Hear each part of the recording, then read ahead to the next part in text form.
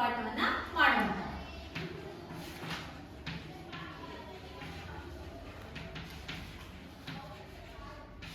ಇದೆಲ್ಲ ನೀವು ಹಿಂದಿನ ತರಗತಿಯಲ್ಲೆಲ್ಲ ಅಧ್ಯಯನ ಮಾಡಿದ್ದೀರ ಅಲ್ವಾ? ಪ್ರಜಾಪ್ರಭುತ್ವ. ಈಗ ಈ ಒಂದು ಅಧ್ಯಾಯದಲ್ಲಿ ನಾವು ಪ್ರಜಾಪ್ರಭುತ್ವ ಅಂದ್ರೇನು, ಅದರ ಅರ್ಥ ಮತ್ತು ಕೆಲವೊಂದು ವ್ಯಾಖ್ಯಾನಗಳು, ಪ್ರಜಾಪ್ರಭುತ್ವ ಪದ ಹೇಗೆ ಉತ್ಪತ್ತಿ ಆಯಿತು, ಅದರ ಜೊತೆಯಲ್ಲಿ ಪ್ರಜಾಪ್ರಭುತ್ವದ ಲಕ್ಷಣ, ಒಟ್ಟು ಇಲ್ಲಿ 2 ಕಲಿಕಾಂಶಗಳನ್ನ ನಾವು ಇವತ್ತು ತಿಳ್ಕೊಳ್ಳೋಣ. ಈ ಪ್ರಜಾಪ್ರಭುತ್ವ ಎನ್ನುವಂತಹ ಕಲ್ಪನೆ ಏನಿದೆ, ಇದು ಅತ್ಯಂತ ಪುರಾತನ ಸರ್ಕಾರಗಳಲ್ಲಿ ಒಂದು. ಪ್ರಜಾಪ್ರಭುತ್ವ ಅನ್ನೋದು ಈಗಿನ ಹೊಸ ಸೃಷ್ಟಿ ಏನಲ್ಲ ಭಾರತಕ್ಕೆ, ಇದು ಪ್ರಾಚೀನ ಕಾಲದಿಂದಲೂ ಪುರಾತನ ಇತಿಹಾಸವನ್ನ ಹೊಂದಿರೋದನ್ನು ಕೂಡ ನಾವಿಲ್ಲಿ ಕಾಣ್ತಾ ಇದ್ದೀವಿ. ಅತ್ಯಂತ ಪುರಾತನ ಸರ್ಕಾರಗಳಲ್ಲಿ ಪ್ರಜಾಪ್ರಭುತ್ವ ಕೂಡ ಒಂದಾಗಿದೆ. ನಾವು ಭಾಗ 1ರಲ್ಲಿ ಸಿಂಧು ಸರಸ್ವತಿ ನಾಗರಿಕತೆ ಬಗ್ಗೆ ಅಧ್ಯಯನ ಮಾಡಿದ್ವಿ ಅಲ್ವಾ? ಆ ಸಿಂಧು ಸರಸ್ವತಿ ನಾಗರಿಕತೆಯ ಕಾಲದಲ್ಲೇ ನಮ್ಮ ಪ್ರಜಾಪ್ರಭುತ್ವದ ವ್ಯವಸ್ಥೆಯ ಕೆಲವೊಂದು ತಳಪಾಯಗಳನ್ನು ಕೂಡ ನೋಡ್ತೀವಿ. ಹೇಗೆ ಅಂತಂದ್ರೆ, ಸಿಂಧು ಸರಸ್ವತಿ ನಾಗರಿಕತೆಯಲ್ಲಿ 2 ಪ್ರಮುಖ ಸಮಿತಿಗಳಿವೆ. ಒಂದು ಸಭಾ, ಇನ್ನೊಂದು ಸಮಿತಿ ಅಂತ ಕರಿತೀವಿ. ಅಂದ್ರೆ ಆಗಿನ ಕಾಲದಲ್ಲೇ ಪ್ರಜೆಗಳಿಗಾಗಿ ಸಭಾ ಮತ್ತು ಸಮಿತಿ ಎನ್ನುವಂತಹ 2 ಸಂಘಟನೆಗಳನ್ನ ಮಾಡ್ಕೊಂಡಿದ್ದನ್ನ ನೋಡ್ತೀವಿ. ಅಷ್ಟೇ ಅಲ್ಲದೆ ಪ್ರಜಾಪ್ರಭುತ್ವ ವ್ಯವಸ್ಥೆಗಾಗಿ, ಮಾದರಿ ಸರ್ಕಾರದ ಸ್ಥಾಪನೆಗಾಗಿ ಅನೇಕ ಕ್ರಾಂತಿಗಳು ನಡೆದಿರುವಂತಹದ್ದು, ಸಂಘರ್ಷಗಳು ನಡೆದಿರುವಂತಹದ್ದನ್ನು ಕೂಡ ನಾವಿಲ್ಲಿ ಕಾಣ್ತಾ ಇದ್ದೀವಿ. ಅದಕ್ಕೆ ಉದಾಹರಣೆ ನಮ್ಮ ಭಾರತವೂ ಕೂಡ ಹೌದು ಅಲ್ವಾ? ಭಾರತ ಬ್ರಿಟಿಷರಿಂದ ಮುಕ್ತಿಯನ್ನ ಪಡೆಯಲಿಕ್ಕೆ ಬಹಳಷ್ಟು ಚಳುವಳಿಗಳನ್ನ, ಸಂಘರ್ಷಗಳನ್ನ ಮಾಡಿದೆ. ಹಾಗೆ ರಷ್ಯಾವೂ ಕೂಡ ತನ್ನ ಒಂದು ರಾಷ್ಟ್ರದ ಸಂರಕ್ಷಣೆಗಾಗಿ ರಷ್ಯಾದಲ್ಲಿ ಕ್ರಾಂತಿ ಕೂಡ ಆಯಿತು. ಹಾಗೆ ಫ್ರಾನ್ಸಿನಲ್ಲೂ ಕೂಡ ಫ್ರಾನ್ಸಿನ ಮಹಾಕ್ರಾಂತಿಯನ್ನ ನೋಡ್ತೀವಿ.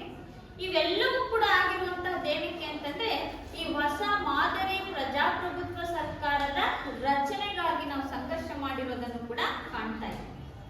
ಹಾಗಾದ್ರೆ ಈ ಒಂದು ಪ್ರಜಾಪ್ರಭುತ್ವ ಎನ್ನುವಂತಹ ಪದ ಹೇಗೆ ರಚನೆ ಆಯಿತು, ಹೇಗೆ ಒಂದು ಉಗಮವನ್ನ ಪಡ್ಕೊಳ್ತು ಅಂದ್ರೆ, ಪ್ರಜಾಪ್ರಭುತ್ವ ಅನ್ನುವಂತಹ ಪದಕ್ಕೆ ಇಂಗ್ಲಿಷ್ ಅಲ್ಲಿ ನಾವು ಡೆಮಾಕ್ರಸಿ ಅಂತೇಳಿ ಕರೀತೀವಿ. ಇಂಗ್ಲಿಷ್ ಅಲ್ಲಿ ಪ್ರಜಾಪ್ರಭುತ್ವವನ್ನ ಡೆಮಾಕ್ರಸಿ ಅಂತ ಕರಿತೀವಿ.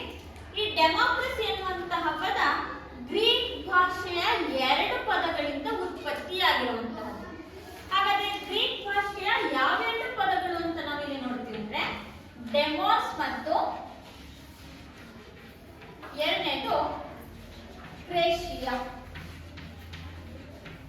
ಡೆಮಾಕ್ರಸಿ ಎನ್ನುವಂತಹ ಪದ ಗ್ರೀಕ್ ಭಾಷೆಯ ಡೆಮೋಸ್ ಮತ್ತು ಕ್ರೇಷಿಯಾ ಎನ್ನುವಂತಹ ಪದದಿಂದ ಬಂದಿದೆ. ಡೆಮೋಸ್ ಅಂತಂದ್ರೆ ಜನ ಎಂದರ್ಥ. ಡೆಮೋಸ್ ಅಂದ್ರೇನು? ಜನ ಎಂದರ್ಥ. ಕ್ರೇಷಿಯಾ ಅಂತಂದ್ರೆ ಅಧಿಕಾರ. ಇದು ಗ್ರೀಕ್ ಭಾಷೆಯ ಡೆಮಾಕ್ರಸಿ ಎನ್ನುವಂತಹದ್ದು ಗ್ರೀಕ್ ಭಾಷೆಯ ಡೆಮೋಸ್ ಮತ್ತು ಕ್ರೇಷಿಯಾ 2 ಪದಗಳಿಂದ ರಚಿತವಾಗಿರುವಂತಹದ್ದು. ಗ್ರೀಕ್ ಭಾಷೆಯಲ್ಲಿ ಡೆಮೋಸ್ ಅಂತಂದ್ರೆ ಜನ ಎಂದರ್ಥ, ಕ್ರೇಷಿಯಾ ಅಂತಂದ್ರೆ ಅಧಿಕಾರ ಎಂದರ್ಥ. ಇದೆರಡನ್ನೂ ಸೇರಿಸಿದ್ರೆ ಜನರ ಅಧಿಕಾರವೇ ಪ್ರಜಾಪ್ರಭುತ್ವ, ಡೆಮಾಕ್ರಸಿ ಅಂತೀವಿ. ಅರ್ಥ ಆಯ್ತಾ? ಜನರ ಅಧಿಕಾರವೇ ಪ್ರಜಾಪ್ರಭುತ್ವ ಅಂತೇಳಿ ಕರೀತಾರೆ. ಹಾಗಾದ್ರೆ ಈ ಜನರ ಅಧಿಕಾರ, ಪ್ರಜಾಪ್ರಭುತ್ವ ವ್ಯವಸ್ಥೆ ಯಶಸ್ಸನ್ನ ಕಾಣಬೇಕು ಅಂತಂದ್ರೆ ಮುಖ್ಯ ಪಾತ್ರ ನಿರ್ವಹಣೆ ಮಾಡೋದು ಯಾವುದು ಅಂತಂದ್ರೆ ಅಲ್ಲಿ ಚುನಾವಣೆಗಳು ಅಂತೇಳಿ ಕರೀತಾರೆ. ಪ್ರಜಾಪ್ರಭುತ್ವ ವ್ಯವಸ್ಥೆಯಲ್ಲಿ ಪ್ರಜೆಗಳು ಪ್ರತಿನಿಧಿಗಳನ್ನ ಆಯ್ಕೆ ಮಾಡ್ತಾರೆ. ಪ್ರತಿನಿಧಿಗಳನ್ನ ಹೇಗೆ ಆಯ್ಕೆ ಮಾಡ್ತಾರೆ? ಚುನಾವಣೆಗಳ ಮೂಲಕ ಪ್ರಜೆಗಳು ನಿರ್ಭೀತವಾಗಿ, ನಿಷ್ಪಕ್ಷಪಾತವಾಗಿ ಏನ್ ಮಾಡ್ತಾರೆ? ಪ್ರಜೆಗಳು ಪ್ರತಿನಿಧಿಗಳನ್ನ ನೇಮಕ ಮಾಡ್ತಾರೆ. ಹಾಗಾದ್ರೆ ಪ್ರಜಾಪ್ರಭುತ್ವದ ಯಶಸ್ಸು ಆ ದೇಶದಲ್ಲಿ ನಡೆಯುವಂತಹ ಚುನಾವಣೆಗಳನ್ನ ಅವಲಂಬಿಸಿರುತ್ತೆ. ಇನ್ನು ಜನರು ತಮ್ಮದೇ ಆದಂತಹ ಸರ್ಕಾರವನ್ನ ರಚಿಸಲು ಚುನಾವಣೆಗಳು ಅವಕಾಶವನ್ನು ಒದಗಿಸಿಕೊಡ್ತು. ನಮ್ಮ ಸರ್ಕಾರ ರಚನೆ ಮಾಡ್ಕೊಳ್ಳೋರು ಯಾರು? ನಾವೇ ಅಲ್ವಾ? ನಮ್ಮ ಸರ್ಕಾರ ರಚನೆ ಮಾಡ್ಕೊಳ್ಳೋರು ನಾವೇ. ಪ್ರಜಾಪ್ರಭುತ್ವ ವ್ಯವಸ್ಥೆಯಲ್ಲಿ ಪ್ರಜೆಗಳು ಏನ್ ಮಾಡ್ತಾರೆ ಅಂತಂದ್ರೆ ತಮ್ಮ ಸರ್ಕಾರವನ್ನ ರಚಿಸಿಕೊಳ್ಳೋದಿಕ್ಕೆ ಈ ಚುನಾವಣೆಗಳು ಅವಕಾಶವನ್ನ ಕಲ್ಪಿಸಿಕೊಡುತ್ತದೆ.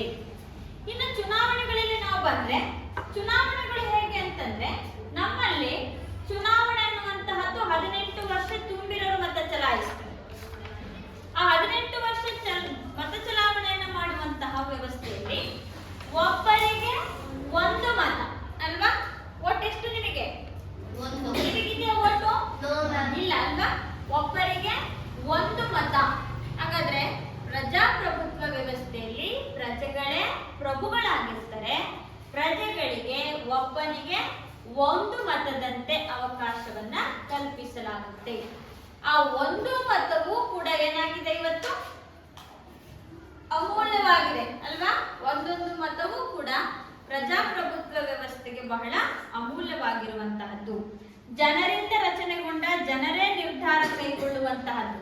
ಇಲ್ಲಿ ಜನರೇ ಪ್ರಭುಗಳು, ಪ್ರಜೆಗಳೇ ಪ್ರಭುಗಳು. ಎಲ್ಲಿ? ಪ್ರಜಾಪ್ರಭುತ್ವ ವ್ಯವಸ್ಥೆಯಲ್ಲಿ ಪ್ರಜೆಗಳೇ ಪ್ರಭುಗಳಾಗಿರ್ತಾರೆ. ಇಲ್ಲಿ ನಮ್ಮ ಅಮೆರಿಕದ ಮಾಜಿ ಅಧ್ಯಕ್ಷರಾಗಿರುವಂತಹ ಅಬ್ರಹಾಂ ಲಿಂಕನ್ ಹೇಳ್ತಾರೆ, ಪ್ರಜೆಗಳು ಪ್ರಜೆಗಳಿಗಾಗಿ ಪ್ರಜೆಗಳಿಗೋಸ್ಕರ ರಚಿಸಿಕೊಂಡಂತಹ ಸರ್ಕಾರವನ್ನೇ ಪ್ರಜಾಪ್ರಭುತ್ವ ಅಂತ ಕರೀತಾರೆ. ಪ್ರಜೆಗಳು ಅಂದ್ರೆ ನಾವು ಅಲ್ವಾ?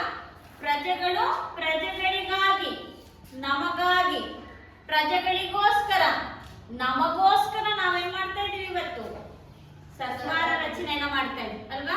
ಪ್ರಜೆಗಳು ಪ್ರಜೆಗಳಿಗಾಗಿ ಪ್ರಜೆಗಳಿಗೋಸ್ಕರ ಸರ್ಕಾರ ರಚನೆ ಮಾಡ್ಕೊಳ್ಳೋದನ್ನ ಪ್ರಜಾಪ್ರಭುತ್ವ ಅಂತ ಕರೀತಾರೆ. ಈ ವ್ಯಾಖ್ಯಾನ ಕೊಟ್ಟಿದ್ದಾರೋ ಅಬ್ರಹಾಂ ಲಿಂಕನ್ ರವರೇ. ಇನ್ನ ಪ್ರಜೆಗಳಿಂದ ಇದ್ರಲ್ಲಿ ಅರ್ಥ ಏನಪ್ಪಾ ಅಂತಂದ್ರೆ ಪ್ರಜೆಗಳೇ ಪರಮಾಧಿಕಾರತ್ವವನ್ನ ಹೊಂದಿರೋದು. ಪರಮ ಅಂದ್ರೇನು? ಪರಮ ಅಂದ್ರೆ ಎಲ್ಲ ಅಲ್ವಾ? ಎಲ್ಲ ಅಧಿಕಾರ ಪ್ರಜಾಪ್ರಭುತ್ವದಲ್ಲಿ ಯಾರಿಗಿದೆ?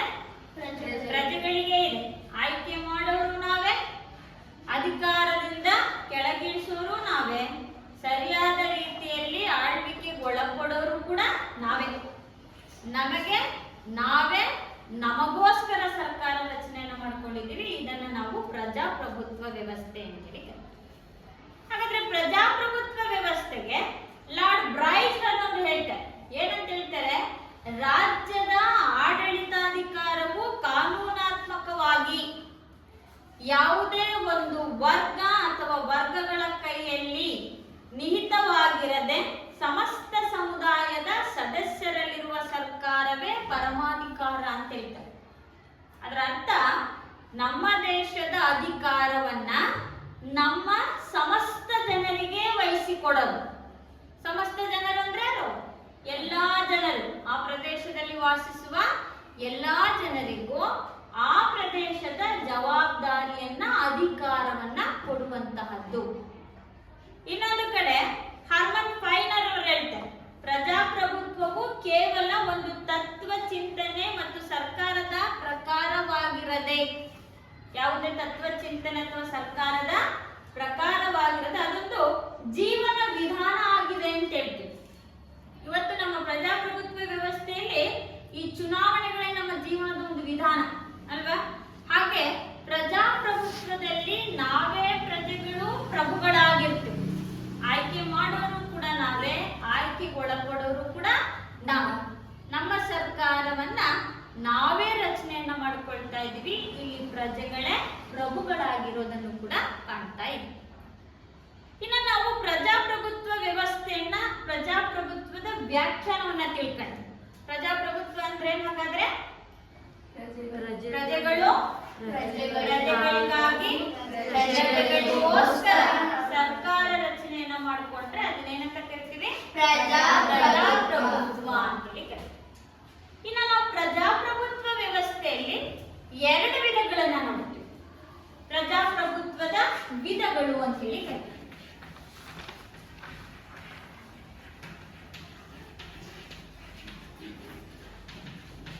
ಈ ಪ್ರಜಾಪ್ರಭುತ್ವದ ವಿಧಗಳು ಎರಡು. ಒಂದು ಪ್ರತ್ಯಕ್ಷ ಪ್ರಜಾಪ್ರಭುತ್ವ.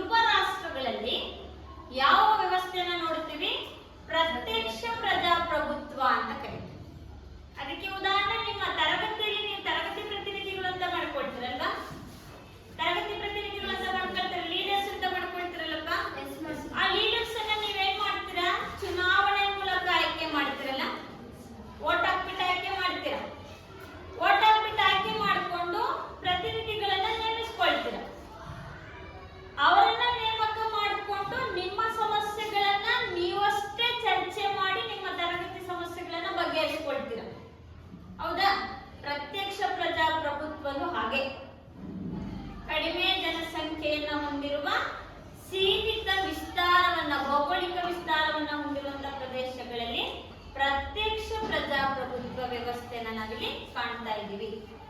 ಈ ಪ್ರತ್ಯಕ್ಷ ಪ್ರಜಾಪ್ರಭುತ್ವದಲ್ಲಿ ನಿಯಮಗಳು ಕಾನೂನುಗಳನ್ನ ರೂಪಿಸ್ಕೊಳ್ತಾರೆ ಯಾರು? ನೀವೇ ಅಲ್ವಾ? ನಿಮ್ಮ ತರಗತಿಯ ಕಾನೂನು ನಿಯಮಗಳನ್ನ ರೂಪಿಸ್ಕೊಳ್ಳೋರು ಯಾರು? ನೀವೇ ರೂಪಿಸ್ಕೊಳ್ತೀರಾ. ಆ ಕಾನೂನು ನಿಯಮಗಳನ್ನ ನಿಮಗೆ ಯಾರು ಹೇಳ್ತಾರೆ? ನಿಮ್ಮ ತರಗತಿಯ ಲೀಡರ್ಸ್ ಹೇಳ್ತಾರೆ. ಇವತ್ತು ನ್ಯೂಸ್ ಪೇಪರ್ ಓದೋರು ನೀವು, ಹೌದಾ? ಇವತ್ತು ಪ್ರೇಯರ್ ಅಲ್ಲಿ ಕಾಶನ್ ಕೊಡೋರು ನೀವು.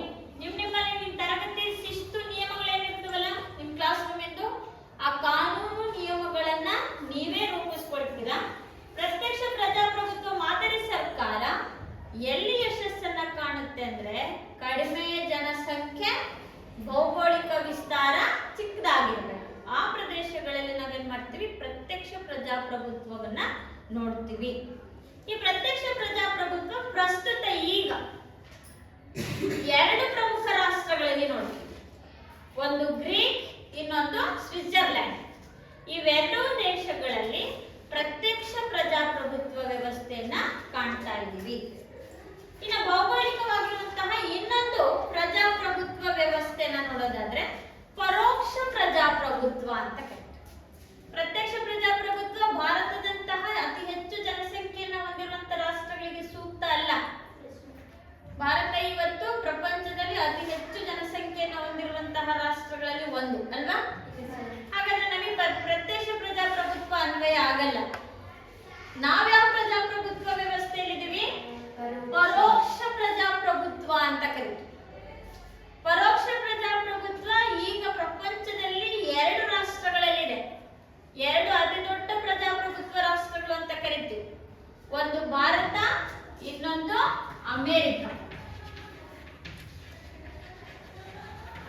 ಭಾರತ ಮತ್ತು ಅಮೆರಿಕದಲ್ಲಿ ಈಗ ನಾವು ಪರೋಕ್ಷ ಪ್ರಜಾಪ್ರಭುತ್ವ ವ್ಯವಸ್ಥೆಯನ್ನ ಕಾಣ್ತಾ ಇದ್ದೀವಿ. ಹಾಗಾದ್ರೆ ಈ ಪರೋಕ್ಷ ಪ್ರಜಾಪ್ರಭುತ್ವ ವ್ಯವಸ್ಥೆ ಅಂದ್ರೆ ಪ್ರಜೆಗಳು ಚುನಾವಣೆಗಳ ಮೂಲಕ ಪ್ರತಿನಿಧಿಗಳನ್ನ ಆಯ್ಕೆ ಮಾಡಿ ಶಾಸನ ಸಭೆಗೆ ಕಳಿಸಿಕೊಡ್ತಾರೆ. ನಿಮ್ಮಲ್ಲಿ ಎಲೆಕ್ಷನ್ಗಳು ನಡೀತವಲ್ಲ, ಈಗ ನಿಮ್ಮ ಕಡೂರು ಕ್ಷೇತ್ರದ MLA ಎಲೆಕ್ಷನ್ ನಡೀತಲ್ವಾ? MLA ನೀವೇನ್ ಮಾಡಿದ್ರಿ? ಹೇಗಾಯ್ಕೆ? ಚುನಾವಣೆಗಳ ಮೂಲಕ ಆಯ್ಕೆ ಮಾಡಿದ್ರಿ, ಮತ ಚಲಾಯಿಸಿ ಆಯ್ಕೆ ಮಾಡಿ ಅವ್ರನ್ನ ಎಲ್ಲಿ ಕಳಿಸ್ಕೊಟ್ಟಿದೀವಿ? ಈಗ ಶಾಸನ ಸಭೆಗೆ ಕಳಿಸಿದ್ವಿ. ಶಾಸನ ಸಭೆಗೆ ನಿಮ್ಮಿಂದ ಆಯ್ಕೆಯಾಗಿ ಹೋಗಿರುವಂತಹ ಸದಸ್ಯರನ್ನ ನಿಮ್ಮ ಜನಪ್ರತಿನಿಧಿಗಳು ಅಂತ ಕರಿತೀವಿ. ಅಂದ್ರೆ ನಿಮ್ಮನ್ನ ಪ್ರತಿನಿಧಿಸ್ತಾ ಇದ್ದಾರೆ ಅವರು ಅಲ್ಲಿ ಶಾಸನ ಸಭೆಯಲ್ಲಿ, ಹೌದಾ? ನಿಮ್ಮ ಕಡೂರು ಕ್ಷೇತ್ರದಿಂದ ನಿಮ್ಮ MLA ಎಲ್ಲಿ ಪ್ರತಿನಿಧಿಸ್ತಾ ಇದ್ದಾರೆ? ಶಾಸನ ಸಭೆಯಲ್ಲಿ ಪ್ರತಿನಿಧಿಸ್ತಾ ಇದ್ದಾರೆ. ಹೀಗೆ ವಿವಿಧ ಕ್ಷೇತ್ರಗಳಿಂದ ಒಬ್ಬೊಬ್ಬ ಪ್ರತಿನಿಧಿಗಳು ಆ ಶಾಸನ ಸಭೆಗೆ ಬರ್ತಾರೆ. ಅವರೇನ್ ಮಾಡ್ತಾರಲ್ಲಿ? ಸಂಸತ್ತು, ಪಾರ್ಲಿಮೆಂಟ್ ಅಂತ ಮಾಡ್ಕೊಳ್ತಾರೆ. ಪಾರ್ಲಿಮೆಂಟ್ ಅನ್ನ ಮಾಡಿಕೊಂಡು ಅವರ ನಾಯಕರನ್ನ ನೇಮಕ ಮಾಡ್ಕೊಳ್ತಾರೆ. ಯಾವ ಪಕ್ಷ ಬಹುಮತ ಸಾಬೀತುಪಡಿಸಿರುತ್ತೋ ಆ ಪಕ್ಷವನ್ನ ಏನ್ ಮಾಡ್ತೀವಿ? ಆಡಳಿತ ಪಕ್ಷ ಅಂತ ಹೇಳ್ಬಿಟ್ಟು ನೇಮಕ ಮಾಡ್ಕೊಳ್ತೀವಿ. ಹೀಗೆ ಪರೋಕ್ಷ ಪ್ರಜಾಪ್ರಭುತ್ವ ವ್ಯವಸ್ಥೆಯಲ್ಲಿ ಜನರು ಮತದಾನದ ಮೂಲಕ ಜನಪ್ರತಿನಿಧಿಗಳನ್ನ ಆಯ್ಕೆ ಮಾಡಿ ಶಾಸನ ಸಭೆಗೆ ಕಳಿಸಿಕೊಡ್ತಾರೆ.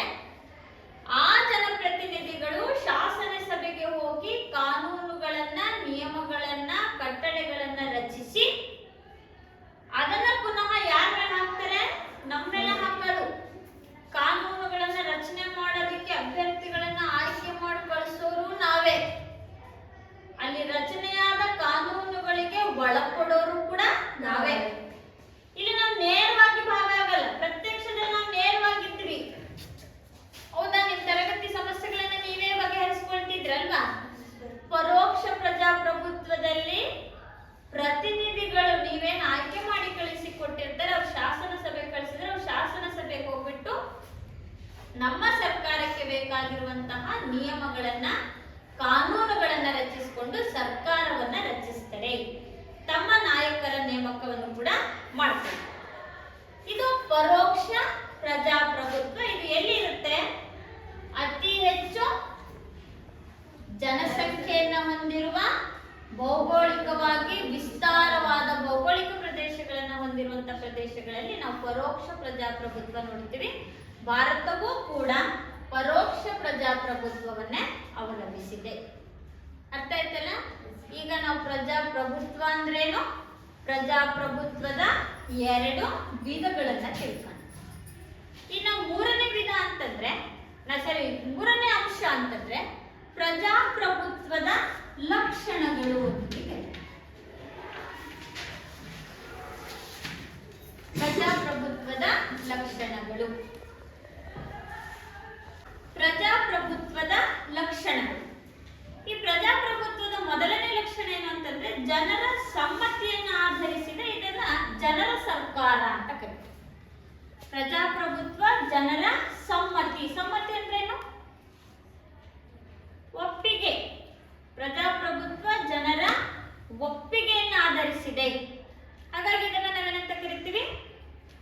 ಜನರ ಸರ್ಕಾರ ಅಂತ ಕರಿತೀವಿ. ಯಾಕೆ ಜನರ ಸರ್ಕಾರ? ಪ್ರಜಾಪ್ರಭುತ್ವ ರಚನೆ ಮಾಡೋರು ಯಾರು? ಜನರೇ, ನಾವೇ ಅಲ್ವಾ? ಹಾಗಾದ್ರೆ ಆಯ್ಕೆ ಮಾಡೋರು ನಾವೇ. ಆಯ್ಕೆ ಯಾವಾಗ ಆಗ್ತಾರೆ? ಚುನಾವಣೆಯಲ್ಲಿ ನಾವು ಮತವನ್ನ ಹಾಕಿದಾಗಲ್ವಾ, ನಾವು ಒಪ್ಪಿಗೆ ಕೊಟ್ಟಾಗ. ಒಪ್ಪಿಗೆ ಕೊಟ್ಟು ಇವ್ರು ಬೇಕು ಅಂತ ಆಯ್ಕೆ ಮಾಡಿದ್ರೆ ತಾನೇ ಪ್ರಜಾಪ್ರಭುತ್ವದಲ್ಲಿ ಪ್ರತಿನಿಧಿಗಳು ಆಯ್ಕೆ ಆಗೋದು. ಹಾಗಾಗಿ ಇದನ್ನ ಏನಂತ ಕರಿತೀವಿ? ಜನರ ಸಮ್ಮತಿಯನ್ನ ಆಧರಿಸಿದ ಪ್ರಜಾಪ್ರಭುತ್ವ. ಇದು ಜನರ ಸರ್ಕಾರವಾಗಿದೆ. ಎರಡನೇ ಅಂಶ ಏನು ಅಂತಂದ್ರೆ ಇದೊಂದು ಪ್ರಾತಿನಿಧಿಕ ಸರ್ಕಾರ. ಪ್ರಾತಿನಿಧಿಕ ಅಂತಂದ್ರೆ ಜನರು ತಮ್ಮ ಪ್ರತಿನಿಧಿಗಳನ್ನ ಚುನಾವಣೆಗಳ ಮೂಲಕ ಆಯ್ಕೆ ಮಾಡ್ತಾರೆ. ಪ್ರಾತಿನಿಧಿಕ ಅಂದ್ರೆ ನೀವು ಪ್ರತಿನಿಧಿಗಳನ್ನ ಆಯ್ಕೆ ಮಾಡ್ತಿರಲ್ಲಪ್ಪ, MLA MP ಆಯ್ಕೆ ಮಾಡ್ತಿರಲ್ಲ, ಅದನ್ನ ಪ್ರಾತಿನಿಧಿಕ ಅಂತ ಕರೀತಾರೆ. ಆ ಪ್ರತಿನಿಧಿಗಳನ್ನ ಹೇಗೆ ಆಯ್ಕೆ ಮಾಡ್ತೀರಾ? ಚುನಾವಣೆಗಳ ಮೂಲಕ ಆಯ್ಕೆ ಮಾಡ್ತೀರಾ. ಹಾಗಾದ್ರೆ ಪ್ರಜಾಪ್ರಭುತ್ವ ವ್ಯವಸ್ಥೆಯ ಎರಡನೇ ಲಕ್ಷಣ ಏನು? ಇದು ಜನರ ಪ್ರಾತಿನಿಧಿಕ ಸರ್ಕಾರವಾಗಿದೆ. ಇಲ್ಲಿ ಜನರು ತಮ್ಮ ಪ್ರತಿನಿಧಿಗಳನ್ನ ಚುನಾವಣೆಗಳ ಮೂಲಕ ಏನ್ ಮಾಡ್ತಾರೆ? ಆಯ್ಕೆ ಮಾಡ್ತಾರೆ. ಇನ್ನು ಮೂರನೇ ಲಕ್ಷಣ ಏನು ಪ್ರಜಾಪ್ರಭುತ್ವದ್ದು ಅಂದ್ರೆ ಇದೊಂದು ಸಾರ್ವತ್ರಿಕ ವಯಸ್ಕ ಮತದಾನ ತತ್ವವನ್ನ ಅವಲಂಬಿಸಿದೆ ಅಂತ ಕರೀತಾರೆ. ಸಾರ್ವತ್ರಿಕ ವಯಸ್ಕ ಮತದಾನ ಅಂದ್ರೆ 18 ವರ್ಷ ತುಂಬಿದ ಪ್ರತಿಯೊಬ್ಬ ಪೌರನು ಮತದಾನದ ಮೂಲಕ ಅಭ್ಯರ್ಥಿಗಳನ್ನ ಆಯ್ಕೆ ಮಾಡ್ತಾರೆ. ಮ್ಯಾಮ್, ಸಾರ್ವತ್ರಿಕ ಮತದಾನ ಪದ್ಧತಿ ಅಂದ್ರೆ ಈಗ ನಾವು ಯಾವ ರೀತಿ ಅದನ್ನ ವೋಟ್ ಮಾಡಿ ಆಯ್ಕೆ ಮಾಡ್ಕೊಳ್ತೀವಿ? ಹಿಂದಿನ ವ್ಯವಸ್ಥೆಯಲ್ಲಿ ಚುನಾವಣಾ ಆಯೋಗ ಪ್ರಾರಂಭದಲ್ಲಿ ಏನ್ ಮಾಡ್ತಿದ್ರು ಅಂತಂದ್ರೆ ಈ ಚುನಾವಣಾ ಮತಪತ್ರ ಅಂತ ಕೊಡೋದು, ಬ್ಯಾಲೆಟ್ ಪೇಪರ್ ಅಂತ ಕರೆಯೋದು. ಆ ಬ್ಯಾಲೆಟ್ ಪೇಪರ್ ಅಲ್ಲಿ ಏನ್ ಮಾಡೋದು ಅಂತಂದ್ರೆ ಆ ಒಂದು ಅಭ್ಯರ್ಥಿಗಳ ಹೆಸರಿರೋದು, ಜೊತೆಯಲ್ಲಿ ಅವರ ಚಿಹ್ನೆಗಳು ಕೂಡ ಇರೋದು. ಇದು ಪ್ರಾರಂಭದಲ್ಲಿ ಬಳಸ್ತಾ ಇದ್ದಂತ ಬ್ಯಾಲೆಟ್ ಪೇಪರ್. ಇದು VVT ಮಿಷನ್ ಅಂತ ಕರಿತೀವಿ. ಇದನ್ನ ವಿದ್ಯುನ್ಮಾನ ಯಂತ್ರ ಅಂತೀವಿ. ಈಗ ಇತ್ತೀಚಿನ ದಿನಗಳಲ್ಲಿ ಈ ಚುನಾವಣೆಯಲ್ಲಿ ಬಳಸ್ತಾ ಇರುವಂತಹ ಒಂದು ಯಂತ್ರ. ಪ್ರಾರಂಭದಲ್ಲಿ ಈ ಕಡೆ ಒಂದು ಮಾತ್ರ ಇದೆ ನೋಡಿ, ಹಾಳೆ, ಹೌದಾ? ಇದು ಹಾಳೆನ ಇದಕ್ಕೆ ಪೇಸ್ಟ್ ಮಾಡಿದ್ದಾರೆ. ಇದು ಮಿಷಿನಿಗೆ ಸೇರಿಸಿರ್ತಾರೆ, ಮಿಷಿನ್ ಅಲ್ಲೇ ಇರುತ್ತೆ ನೇಮ್ ಎಲ್ಲ. ಆದ್ರೆ ಪ್ರಾರಂಭದಲ್ಲಿ ಏನಾಗೋದು, ಚುನಾವಣೆಯಲ್ಲಿ ಇದನ್ನ ಮತಪತ್ರ ಅಂತ ಕೊಡೋದು. ಇದ್ರಲ್ಲಿ ಏನಿರೋದು, ಅಭ್ಯರ್ಥಿಗಳ ಹೆಸರಿರೋದು, ಪಕ್ಕದಲ್ಲಿ ಅಭ್ಯರ್ಥಿಯ ಫೋಟೋ, ಜೊತೆಯಲ್ಲಿ ಅವರ ಚಿಹ್ನೆ ಇರೋದು. ಈ ಒಂದು ಪತ್ರಕ್ಕೆ ಏನ್ ಮಾಡಬೇಕಾಗಿತ್ತು ಅಂದ್ರೆ ಸೀಲ್ ಅನ್ನ ಒತ್ತೋದು, ಸ್ವಾಸ್ತಿಕ್ ಸೀಲ್ ಅಂತ ಬರೋದು, ರಬ್ಬರ್ ಸ್ಟಾಂಪ್. ಅದನ್ನ ಏನ್ ಮಾಡೋದು, ಅದ್ರ ಮೇಲೆ ಯಾರ ಹೆಸರು ಬೇಕೋ ಅವ್ರ ಹೆಸರು ಮುಂದೆ ಅದನ್ನ ಸೀಲ್ ಒತ್ತಿ ಆ ಪೇಪರ್ ಅನ್ನ ಫೋಲ್ಡ್ ಮಾಡಿ ಬಾಕ್ಸಿಗೆ ಹಾಕಿ ಬರ್ಬೇಕಿತ್ತು. ಆದ್ರೆ ಈಗ ವಿದ್ಯುನ್ಮಾನ ಯಂತ್ರವನ್ನ ಬಳಸ್ತಾ ಇದ್ವಿ, ವಿವಿಪ್ಯಾಟ್ ಅಂತ ಕರಿತೀವಿ, ಹೌದಾ? ಈ ವಿದ್ಯುನ್ಮಾನ ಯಂತ್ರವನ್ನ ಬಳಸ್ಕೊಂಡು ಇವತ್ತು ನಾವೇನ್ ಮಾಡ್ತಾ ಇದೀವಿ, ಚುನಾವಣೆಗಳನ್ನ ನಡೆಸ್ತಾ ಇದ್ದೀವಿ. ಇದನ್ನ ಹೇಗೆ ಬಳಸ್ತಾರೆ ಮತ್ತೆ ಚೇತನ ತೋರಿಸ್ತೀನಿ. ಇದು ಒಂದು ಮತ ಚಲಾಯಿಸುವಂತಹ ಯಂತ್ರ, ಹೌದಾ? ಇದರಲ್ಲಿ ಕ್ರಮ ಸಂಖ್ಯೆ ಇದೆ, ಅಭ್ಯರ್ಥಿಗಳ ಹೆಸರಿದೆ, ಅಭ್ಯರ್ಥಿಯ ಭಾವಚಿತ್ರ, ಅಭ್ಯರ್ಥಿಯ ಚಿಹ್ನೆ. ಇಲ್ಲಿ ನಿಮಗೆ ಸೀಲ್ ಒತ್ತುವಂತ ಅವಶ್ಯಕತೆ ಇಲ್ಲ. ಈ ವಿದ್ಯುನ್ಮಾನ ಯಂತ್ರದಲ್ಲಿ ಏನ್ ಮಾಡಿದ್ದಾರೆ,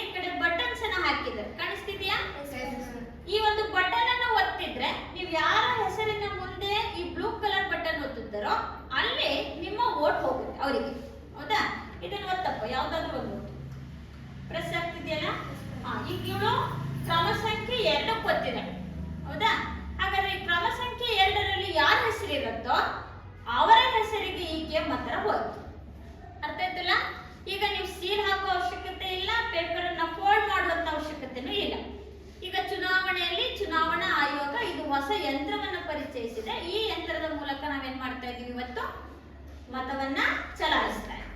ಅರ್ಥ ಆಯ್ತಲ್ಲ? ಈಗ ಇದನ್ನ ವಿದ್ಯುನ್ಮಾನ ಯಂತ್ರ ಅಂತ ಕರೀತೀವಿ. ಯಾವ ಹೆಸರು ಬೇಕೋ ಹೆಸರಿನ ಮುಂದೆ ಏನ್ ಮಾಡ್ಬೇಕು? ಬಟನ್ ಅನ್ನ ಪ್ರೆಸ್ ಮಾಡಬೇಕು. ಅವಾಗ ನೀವು ವೋಟ್ ಅನ್ನ ಹಾಕಿದ್ದೀರಾ ಅಂತ. ಅರ್ಥ ಆಯ್ತಾ? ಸರಿ. ಇದನ್ನ ವಯಸ್ಕ ಮತದಾನದ ಮೂಲಕ ಏನ್ ಮಾಡ್ತಾ ಇದೀವಿ ಇವತ್ತು? ಪ್ರತಿನಿಧಿಗಳನ್ನ ಆಯ್ಕೆ ಮಾಡ್ತಾ ಇದ್ದೀವಿ. ಹಾಗಾದ್ರೆ ನೀವು ವೋಟ್ ಹಾಕ್ಬೇಕಂದ್ರೆ ಎಷ್ಟು ವರ್ಷ ಆಗಿರ್ಬೇಕು? 18 ವರ್ಷ. 1989ರಲ್ಲಿ 21 ವರ್ಷ ಇತ್ತು. 1989ರ ಸಂವಿಧಾನದ 61ನೇ ತಿದ್ದುಪಡಿ ಆದ್ಮೇಲೆ 21 ವರ್ಷ ಇದ್ದಂತಹ ಮತದಾನದ ವಯಸ್ಸನ್ನ 18 ವರ್ಷಕ್ಕೆ ಇಳಿಸಿದೆ. ಹಾಗಾದ್ರೆ 18 ವರ್ಷದವರನ್ನ ನಾವು ಮತ ಚಲಾಯಿಸುವ ವಯಸ್ಕರು ಅಂತೇಳಿ ಕರೀತೀವಿ. ಹಾಗಾದ್ರೆ ಪ್ರಜಾಪ್ರಭುತ್ವ ವ್ಯವಸ್ಥೆ ಸಾರ್ವತ್ರಿಕ ವಯಸ್ಕ ಮತದಾನಕ್ಕೆ ಅವಕಾಶ ಕೊಟ್ಟಿದೆ. ಇನ್ನ 4ನೇದು, ಚುನಾವಣೆಗಳು ನಿಗದಿತ ಕಾಲಕ್ಕೆ ನಿಷ್ಪಕ್ಷಪಾತವಾಗಿ ಮುಕ್ತವಾಗಿ ನಡೆಸಿದೆ. ಚುನಾವಣೆಗಳು ನಿಗದಿತ ಕಾಲಕ್ಕೆ ಅಂದ್ರೆ ಪ್ರತಿ 5 ವರ್ಷಗಳಿಗೊಮ್ಮೆ. ನಮ್ಮಲ್ಲೆಲ್ಲ ಸಾರ್ವತ್ರಿಕ ಚುನಾವಣೆ ಎಷ್ಟು ವರ್ಷಕ್ಕೊಮ್ಮೆ? 5 ವರ್ಷಕ್ಕೊಮ್ಮೆ. ಚುನಾವಣೆಗಳನ್ನ ನಿಯತಕಾಲಿಕ ಅಂದ್ರೆ ನಿಗದಿತ ಕಾಲಕ್ಕೆ ನಿಷ್ಪಕ್ಷಪಾತವಾಗಿ ಮತ್ತು ಮುಕ್ತವಾಗಿ ಚಲಾಯಿಸಿದೆ. ನಿಷ್ಪಕ್ಷಪಾತ ಅಂದ್ರೆ ಯಾವುದೇ ಭಯವಿಲ್ಲದೆ, ಯಾವ ಆಮಿಷಗಳಿಗೂ ಒಳಗಾಗದೆ, ನಮಗೆ ಯಾರಿಗೆ ವೋಟ್ ಹಾಕ್ಬೇಕಂತ ಅನ್ಸುತ್ತೋ ಅವ್ರಿಗೆ ನಾವೇನ್ ಮಾಡ್ತೀವಿ? ವೋಟ್ ಅನ್ನ ಹಾಕ್ತೀವಿ. ಹೌದಾ? ಇದು ನಮ್ಮ ಪ್ರಜಾಪ್ರಭುತ್ವದ 4ನೇ ಲಕ್ಷಣ. 5ನೇದು ಏನಂದ್ರೆ ನಮ್ಮ ನಾಗರಿಕರಲ್ಲಿ ತಾರತಮ್ಯವಿಲ್ಲ. ಸ್ವತಂತ್ರವಾಗಿ ಮುಕ್ತವಾಗಿ ನಾವು ಹಕ್ಕುಗಳನ್ನ ಅನುಭವಿಸಬಹುದು. ಪ್ರಜಾಪ್ರಭುತ್ವ ವ್ಯವಸ್ಥೆಯಲ್ಲಿ ನಮಗೆ 6 ಮೂಲಭೂತ ಹಕ್ಕುಗಳಿದಾವಲ್ಲ? ಸಮಾನತೆ ಹಕ್ಕು, ಸ್ವಾತಂತ್ರ್ಯದ ಹಕ್ಕು, ಶೋಷಣ ವಿರೋಧದ ಹಕ್ಕು, ಸಾಂಸ್ಕೃತಿಕ ಹಕ್ಕು, ಶೈಕ್ಷಣಿಕ ಹಕ್ಕು, ಸಂವಿಧಾನಬದ್ಧ ಪರಿಹಾರದ ಹಕ್ಕು. ಈ ಹಕ್ಕುಗಳನ್ನ ನಾವು ಸ್ವತಂತ್ರವಾಗಿ ಅನುಭವಿಸಬಹುದು. ಯಾರಿಗೂ ಕೂಡ ಅದನ್ನ ಅನುಭವಿಸಬಾರದು ಅಂತೇಳಿ ನಿಷೇಧ ಎಲ್ಲೂ ಕೂಡ ಇಲ್ಲ. ಇದು ಪ್ರಜಾಪ್ರಭುತ್ವ ವ್ಯವಸ್ಥೆಯ 5ನೇ ಲಕ್ಷಣ. 6ನೇದೇನಂದ್ರೆ ಜನತೆಗೆ ಸ್ಪಂದಿಸುವ ಸರ್ಕಾರ. ಜನತೆಗೆ ಸ್ಪಂದಿಸೋದಂದ್ರೆ ಯಾರು? ನಮಗೆ ಸ್ಪಂದಿಸುವಂತಹ ಸರ್ಕಾರ ಯಾವುದು? ಪ್ರಜಾಪ್ರಭುತ್ವ. ಯಾಕೆಂದ್ರೆ ಆಯ್ಕೆ ಮಾಡಿ ಕಳಿಸೋರು ನಾವೇ. ಆಯ್ಕೆ ಮಾಡಿ ಕಳಿಸಿ ಆಳ್ವಿಕೆಗೆ ಒಳಪಡೋರು ನಾವೇ. ಸರ್ಕಾರ ಸರಿಯಾದ ರೀತಿಯಲ್ಲಿ ಕಾರ್ಯನಿರ್ವಹಿಸದೇ ಇದ್ದಾಗ ಅಧಿಕಾರದಿಂದ ತೆಗೆದುಹಾಕೋರು ಕೂಡ ಅಲ್ವಾ? ಹಾಗಾಗಿ ಪ್ರಜಾಪ್ರಭುತ್ವ ವ್ಯವಸ್ಥೆ ಜನರ ಕಷ್ಟಗಳಿಗೆ ಸ್ಪಂದಿಸುವಂತಹ ಸರ್ಕಾರ. ಸರ್ಕಾರವನ್ನ ಬದಲಾಯಿಸುವ ಹಕ್ಕು ಜನತೆಗಿದೆ ಅಲ್ವಾ? ಸರ್ಕಾರವನ್ನ ಬದಲಾಯಿಸುವ ಹಕ್ಕು ಯಾರಿಗಿದೆ? ಜನತೆಗಿದೆ. ನಿಮ್ಮ ಕಷ್ಟಗಳಿಗೆ ಸ್ಪಂದಿಸದೆ, ನಿಮ್ಮ ಸಮಸ್ಯೆಯನ್ನ ಬಗೆಹರಿಸದೆ, ನಿಮಗೆ ಸ್ಪಂದಿಸದೇ ಇದ್ದಾಗ, ಸರಿಯಾಗಿ ಸರ್ಕಾರ ರಚನೆ ಮಾಡಿಕೊಂಡು ಆಳ್ವಿಕೆಯನ್ನ ನಡೆಸದೇ ಇದ್ದಾಗ ನೀವೇ ಏನ್ ಮಾಡಬಹುದು? ಸರ್ಕಾರವನ್ನ ಬದಲಾಯಿಸಬಹುದು ಅಲ್ವಾ? ಇದು ಯಾರಿಗೆ ಮಾತ್ರ ಪವರ್ ಇರುತ್ತೆ? ಪ್ರಜೆಗಳಿಗೆ ಮಾತ್ರ. ಹಾಗಾಗಿ ಪ್ರಜಾಪ್ರಭುತ್ವ ವ್ಯವಸ್ಥೆಯಲ್ಲಿ ಸರ್ಕಾರವನ್ನ ಬದಲಾಯಿಸುವ ಹಕ್ಕು ಕೂಡ ಪ್ರಜೆಗಳಿಗಿದೆ. ಇನ್ನು ಪ್ರಜೆಗಳು ಕಾನೂನಿನ ದೃಷ್ಟಿಯಲ್ಲಿ ಸಮಾನರು. ಪ್ರಜಾಪ್ರಭುತ್ವ ವ್ಯವಸ್ಥೆಯಲ್ಲಿ ಪ್ರಜೆಗಳಿಗೆ ಅಧಿಕಾರ ಇದೆ ಎಂದಾಗ, ಪ್ರಜಾಪ್ರಭುತ್ವ ವ್ಯವಸ್ಥೆಯಲ್ಲಿ ಬಡವರು ಶ್ರೀಮಂತರು ಅಂತಿಲ್ಲ, ಮೇಲ್ವರ್ಗ ಕೆಳವರ್ಗ ಅಂತಿಲ್ಲ. ಯಾವುದೇ ಜಾತಿ, ಭಾಷೆ, ಧರ್ಮ, ಲಿಂಗವನ್ನ ಪರಿಗಣಿಸದೆ ಎಲ್ಲರೂ ಕಾನೂನಿನ ಮುಂದೆ ಸಮಾನರು. ತಪ್ಪು ಶ್ರೀಮಂತ ಮಾಡಿದ್ರು ಅದೇ ಶಿಕ್ಷೆ, ಬಡವ ಮಾಡಿದ್ರು ಅದೇ ಶಿಕ್ಷೆ. ಕಾನೂನು ಯಾರಿಗೇನು ಬದಲಾಗಲ್ಲ. ಕಾನೂನು ಎಲ್ಲರಿಗೂ ಒಂದೇ ತೆರನಾಗಿರುತ್ತೆ. ಇನ್ನು ರಾಜಕೀಯ ಪಕ್ಷಗಳ ಅಸ್ತಿತ್ವ ಪ್ರಜಾಪ್ರಭುತ್ವದ ಮತ್ತೊಂದು ಲಕ್ಷಣ. ನಮ್ಮಲ್ಲಿ ರಾಜಕೀಯ ಪಕ್ಷಗಳನ್ನ ನೋಡ್ತೀವಲ್ವಾ? ಚುನಾವಣೆಗಳಲ್ಲಿ ಯಾವ್ಯಾವ ಪಕ್ಷಗಳನ್ನ ನೋಡ್ತೀವಿ? ಕಾಂಗ್ರೆಸ್ ಇದೆ, ಬಿಜೆಪಿ ಇದೆ. ಇವುಗಳನ್ನ ರಾಜಕೀಯ ಪಕ್ಷಗಳು ಅಂತ ಕರೀತಾರೆ. ಹೌದಾ? ರಾಜಕೀಯ ಪಕ್ಷಗಳೇ ಪ್ರಜಾಪ್ರಭುತ್ವದ ಮುಖ್ಯ ಲಕ್ಷಣ. ನಮಗೆ ಆ ಪಕ್ಷಗಳು ಬೇಡ, ನಾವೇ ಹೊಸ ಪಕ್ಷ ಕಟ್ಕೋಬಹುದಾ? ಪ್ರಜಾಪ್ರಭುತ್ವ ವ್ಯವಸ್ಥೆಯಲ್ಲಿ ಕಟ್ಕೋಬಹುದು. ಪ್ರಜೆಗಳಿಗೆ ಯಾವ ಹಕ್ಕಿದೆ? ಹೊಸ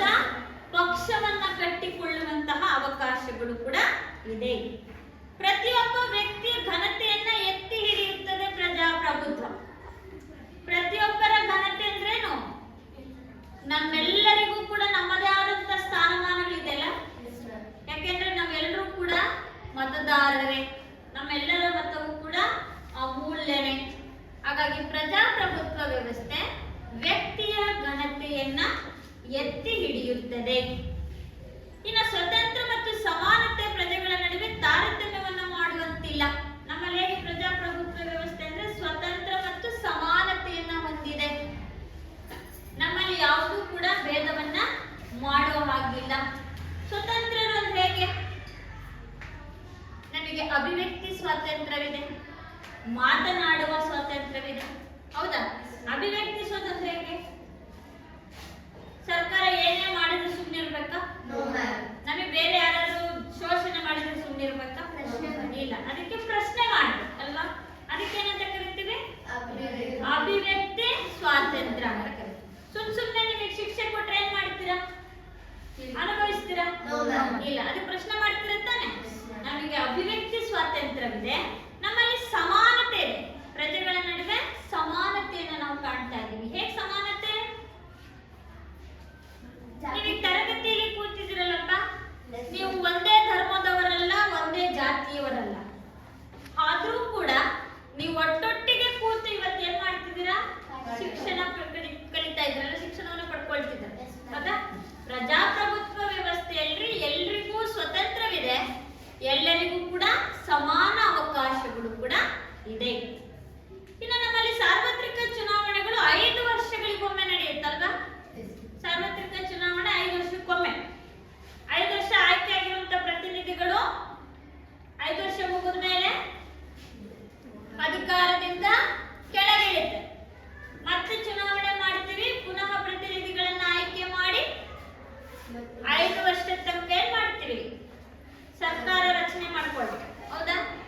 ಒಂದು ಪಕ್ಷ ನಾವು ಆಯ್ಕೆ ಮಾಡಿದಂತಹ ಪ್ರತಿನಿಧಿಗಳು ಸರಿಯಾಗಿ ಕೆಲಸವನ್ನ ನಿರ್ವಹಿಸಿಲ್ಲ ಅಂದ್ರೆ ಏನ್ ಮಾಡಬಹುದು?